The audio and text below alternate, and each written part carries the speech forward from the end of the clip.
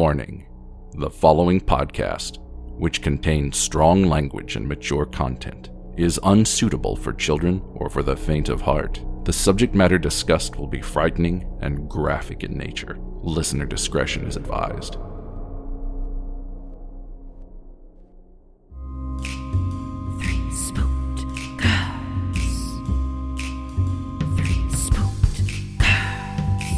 When you want to hear about the paranormal, you get the Spooked Girls. True crime that makes you hypothermal. With the three Spooked Girls. Stabby snippets will give you dreams. Tara and Jessica will make you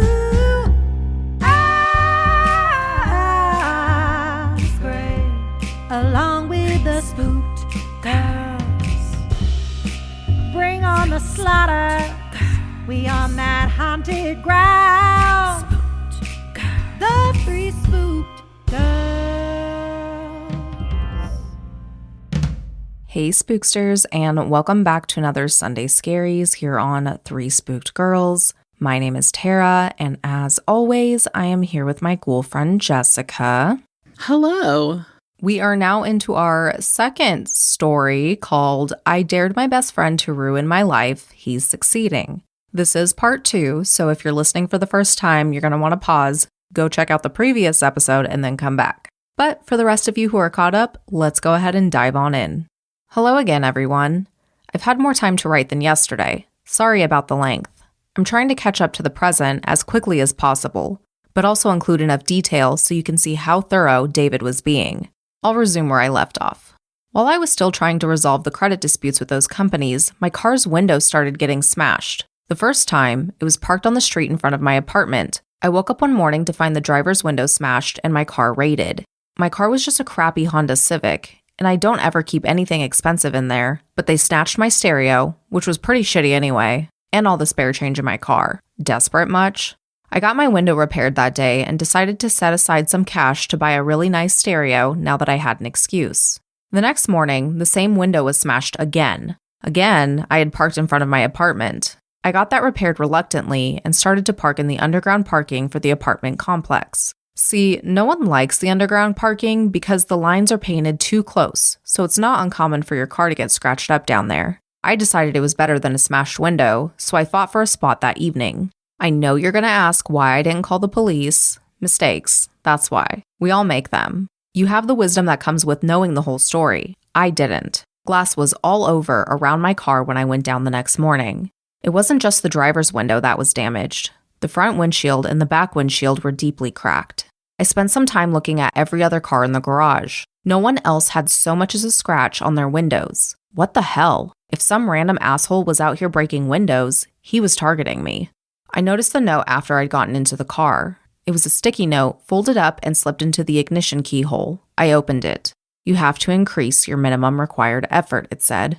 The phrasing was intentional. David wanted me to know it was him. And when I saw that phrase, I remembered our conversation. That fucker. I went into a total rage and drove out of the parking lot, trying my best to drive with the cracked windshield. I still remembered how to get to David's house, and I ran a red light or two to get there. Parking in front of his house, I slammed the door shut and marched to the front door.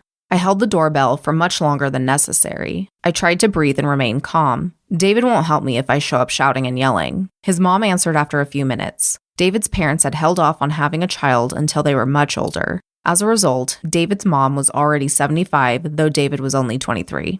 "Hello?" she said, opening the door. Then she saw who it was. "Oh, Xander, how nice of you to come over. I haven't seen you in weeks." "Yeah, it's been almost a year," I sighed.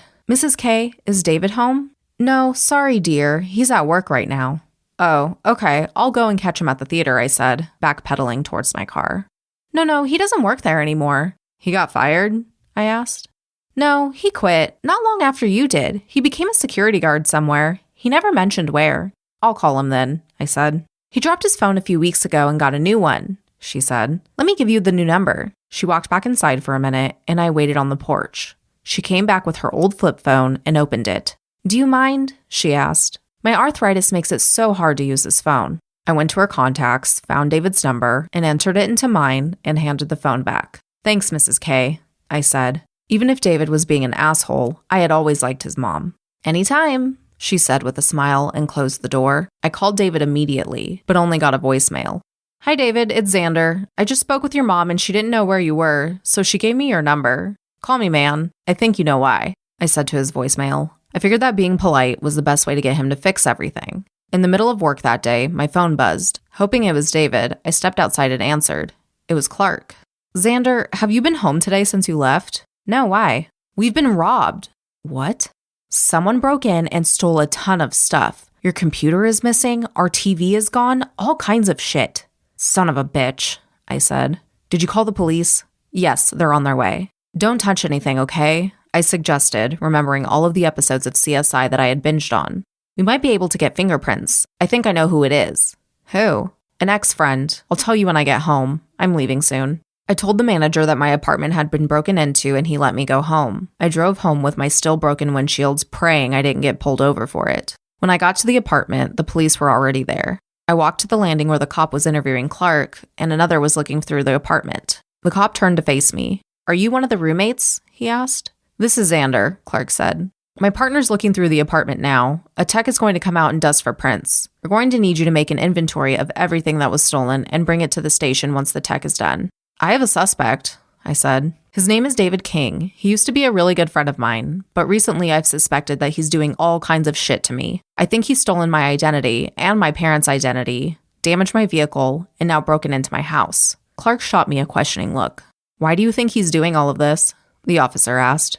"I found this in my car's ignition this morning with the window smashed," I said, handing him the folded sticky note out of my pocket. He read it. "Why do you think he wrote this?" he asked. "We had a conversation about a year ago where we were talking about the minimum requirements for success and how school made our lives easier because it had consequences if we didn't make a minimal effort," I explained. It looked like the idea went right over the cop's head. "We'll test this for prints too," and that was all he said, pulling an evidence bag from his belt and putting the note inside. "Come down to the station with your inventory and be ready to make a formal statement about your friend." I agreed to do so. At that moment, the partner came outside with nothing to report. The tech arrived and started dusting. We waited patiently, eager to see what was missing. "You really should lock your bedroom doors," the partner said. "Two of your roommates' doors are locked, so I doubt anything was stolen from them. You should make sure they check their rooms for anything that's missing when they get home." We agreed to ask them, and the tech finished up and told us that we'd know in a few days what prints he was able to find. The house seemed pretty bare. Only the largest couch out of 3 was left in the living room. The TV, which had been a 65-inch plasma, was gone. Food was missing from the pantry, and even the contents of the fridge were dumped on the floor. Silverware was scattered around the kitchen floor and counters. "Where the hell is Isaac and Jackson? They're always home," Clark said. "We should call them," I said. "I don't have their numbers," Clark replied. "Well, neither do I said, walking into my bedroom. It was stripped bare of anything worthwhile. My computer, mouse, keyboard, computer chair, boxes of random knickknacks, and bicycle were all missing. My dresser drawers were laying everywhere. My closet was clearly raided, and my bed covers had been tossed around the room.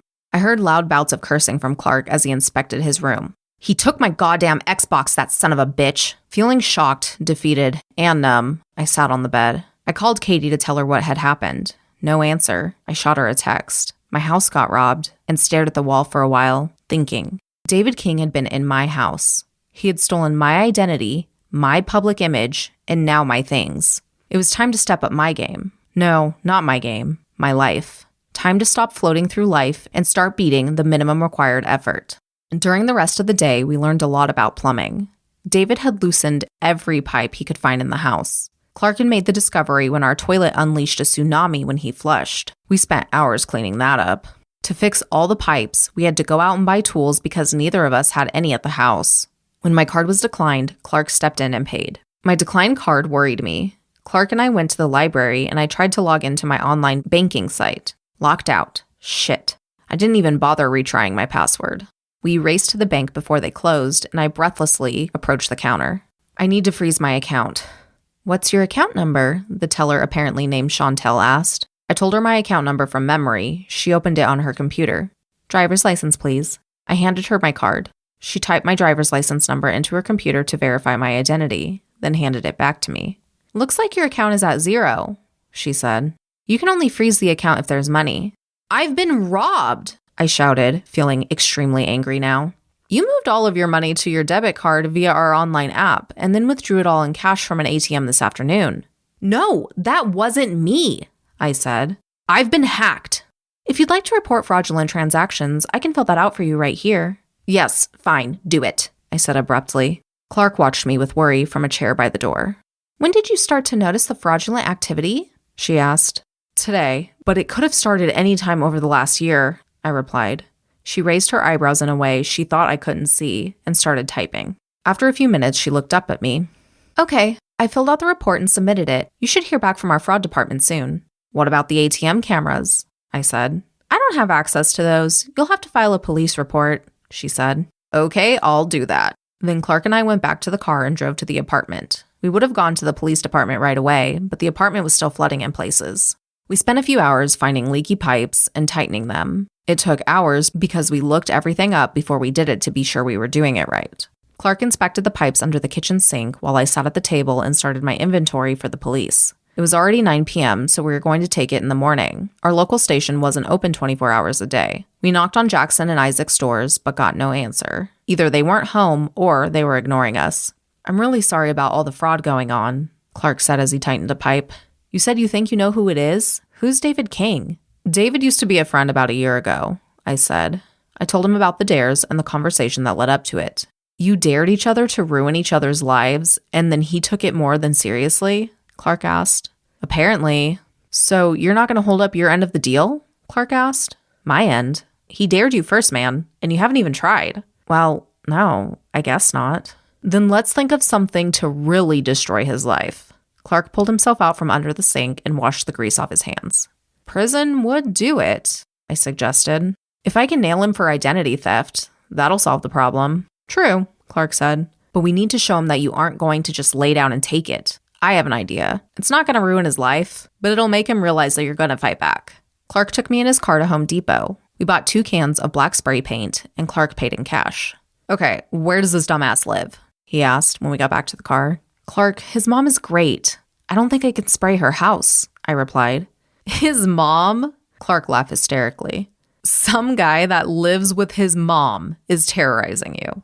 Okay, Jesus, I said. I gave him the address and we took off. We drove past the house to see if any lights were on. It was dark. Even the porch lights were off. We parked 3 blocks away from the house and started walking. So what's the plan? I asked.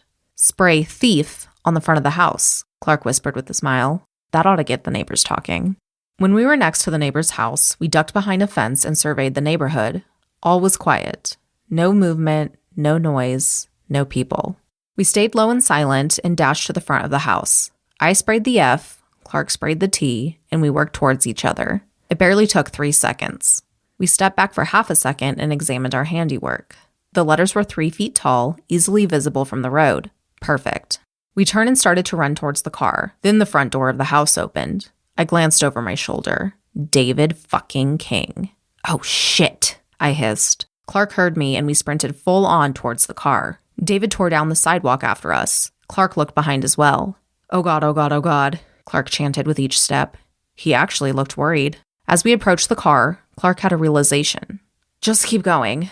I locked the door. It'll take too long to unlock. He'll know my license plate. Clark didn't have automatic locks. He had used the key manually. I agreed with his logic as we ran past the car as if it was just another vehicle. I looked back and David was gaining on us. It was too dark to see his expression. Hell, I didn't even know if he recognized me. Split up, I cried, turning right into someone's front yard. Clark kept going straight. When I reached the white plastic fence that led along the back of their property, I glanced backwards. David was following me and ignoring Clark. I scrambled up the slippery fence and dropped onto the other side. I landed in someone else's backyard. I started running towards their front yard. A motion detecting light on the wall went off, blinding me. I looked back again to watch David scale the fence in half a second. When the hell had he learned to do that? I rounded the corner of the house and smashed right into a patio table and chairs. The chairs clattered down and the table tipped over while my body folded around it. My heart was pounding as I untangled myself. That's when David grabbed the back of my neck and pushed me down, my face against the edge of the table. And that is going to go ahead and conclude part 2 of our Sunday Scaries coverage on I Dared My Best Friend to Ruin My Life. He's Succeeding. We'll see you back here on Thursday for another episode of our recap on Unknown Caller, the high school catfish. Bye, guys. Toodles.